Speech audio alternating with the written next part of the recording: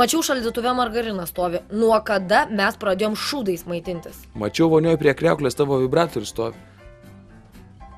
Tu dažniau namie būk, tada gal man jo ir neprireiks. Ir nenusukinė kalbos. Kam tas margarinas? Nu nebuvo sviesto, tai paėmiau jį. O kur tu buvai, kai aš tau sakiau, kad mums reikia sveikiau maitintis pradėti? Nu aš kartais neklausau tavęs, atsijungiu ir apie darbą galvoju. Tai dabar klausykis. Mes maitinamės ekologiškais produktais. Margarino nevalgom. Valgom natūralų sviestą. Ir kai mėsą perki, žiūrėk, kad nebūtų E61, nes vėl mėsli to šūdų pripirkai. Ar girdėjai, veršitų? Ką? Ar girdėjai, ką sakiau? Taip girdėjau, viską darysiu, kaip pasakėjai.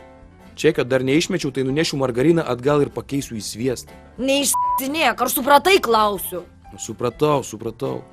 O kada tu rūkyt mesi? Kada norėsiu, tada ir mesiu. Dabar nenoriu. Plius mane nikotinas, o pats procesas patinka. Tai man irgi procesas patinka. Bet jei tu sportuoji, tai kažkaip durnai, kad ir rūkai dar. Nu koks tavo reikalas? Ai, žinai, po...